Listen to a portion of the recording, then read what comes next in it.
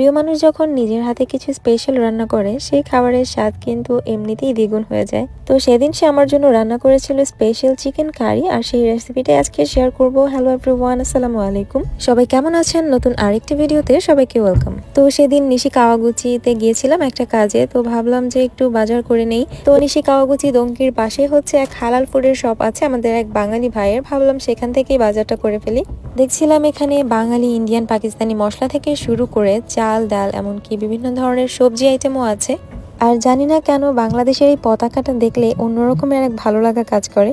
আপনাদের সুবিধার জন্য বাইরে থেকে আরো একবার দেখিয়ে দিলাম। শপের নাম হচ্ছে মির মার্ট হালাল ফুড শপ। আসসালামু আলাইকুম, সবাইকে শুভ সন্ধ্যা। মির মার্ট হালাল ফুড শপে সবাইকে আমন্ত্রণ। মির মার্টে কি কি পাওয়া যাচ্ছে সেটা হচ্ছে যে আমাদের স্পেশাল এবং সুস্বাদু, যারা যারা খেতে চান অবশ্যই চলে আসবেন আমার মির মার্টে। নিশি কাওয়াগুচি দমকির পাশে আমার দোকান। খুব স্বল্প মূল্যে আমি জিনিসপত্র আছে, যেমন লেবু আছে এখানে, আর হচ্ছে কাবোচা, টমেটো, ক্যাবেজ, আর হচ্ছে সবচেয়ে বেটার হচ্ছে স্টেশনের পাশাপাশি। জি একদম স্টেশন থেকে 1 মিনিট হেঁটে। আর দেখছিলাম সবকিছুর প্রাইস মোটামুটি রিজনেবল প্রাইসের মধ্যেই আছে। সো আপনারা আশেপাশে যারা আছেন তারা কিন্তু চলে আসতে পারেন। যাই হোক, তো এখন চলেন আপনাদের সাথে তার স্পেশাল এই চিকেন কারি রেসিপিটা শেয়ার করা যাক। একটা স্মেল, রান্না হবে তো না, স্মেল একটা আসে, বাইরে থেকে যায় তো যে তুমি খাইতে পারো না। তার জন্য অনেক কিছু ট্রাই করা, যে অনেক ভালোভাবে ধোয়া, প্লাস লেবু লবণ অনেক সময় রাখা। কিন্তু আজকে একটু অন্যরকম রেসিপি ট্রাই করতেছি, যেটাতে ট্রাই করলে আশা করি কোনো তোমার ফার্মের মুরগি যে স্মেলটা ওটা পাবা না। তো প্রথমে এখানে মুরগিটাকে ভালোভাবে কেটে ধুয়ে চামড়াটা পরিষ্কার করে সবকিছু পরিষ্কার করে নিল।